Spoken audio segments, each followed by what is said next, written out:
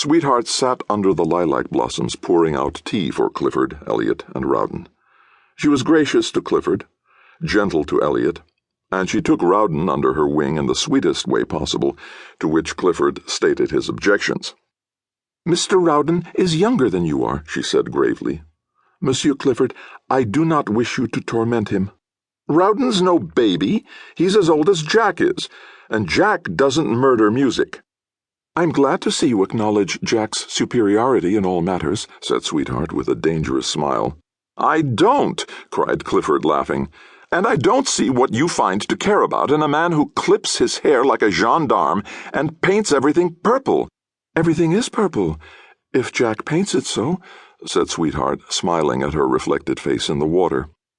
She stood at the rim of the little stone fountain with her hands clasped behind her back. Elliot and Clifford were poking about in the water plants to dislodge the solitary goldfish, while Rowden gathered dewy clusters of lilacs as an offering. "There he goes," said Elliot. "Poor fellow, living there all alone," said Sweetheart. "Jack must leave word with Joseph to get him a little ladyfish to pay his court to."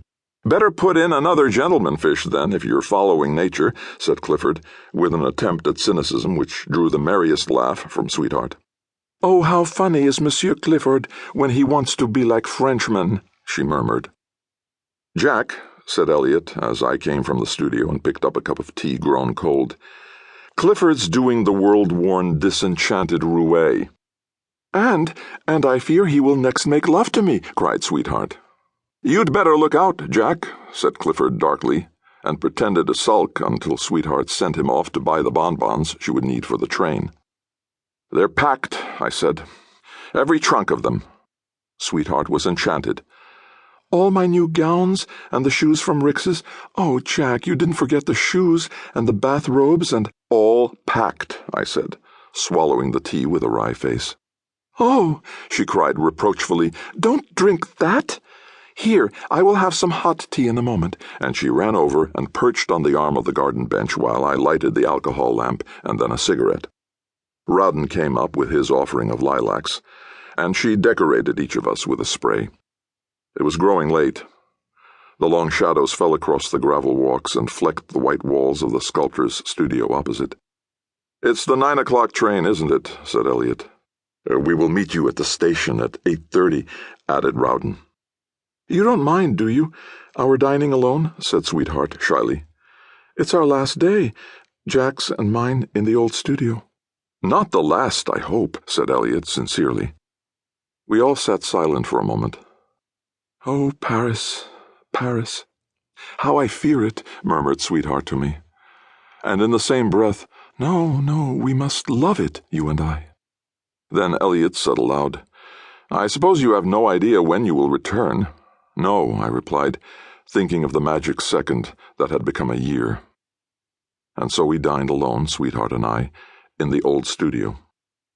At 8:30, the cab stood at the gate with all our traps piled on top, and Joseph and his wife and the two brats were crying, "Au revoir, madame, au revoir, monsieur. We will keep the studio well dusted. Bon voyage, bon voyage." And all of a sudden my arm was caught by Sweetheart's little gloved hand, and she drew me back through the long ivy-covered alley to the garden where the studio stood, its doorway closed and silent, the hollow windows black and grim. Truly, the light had passed away with the passing of Sweetheart. Her hand slipped from my arm, and she went and knelt down at the threshold and kissed it. "I first knew happiness when I crossed it," she said. "It breaks my heart to leave it. Only that magic second, but it seems years that we have lived here." "It was you who brought happiness to it," I said. Goodbye, dear, dear old studio," she cried. "Oh, if Jack is always the same to me as he has been here, if he will be faithful and true in that new home." The new home was to be in a strange land. Sweetheart was a little frightened, but was dying to go there. Sweetheart had never seen the golden gorse ablaze on the moors of Morbihan.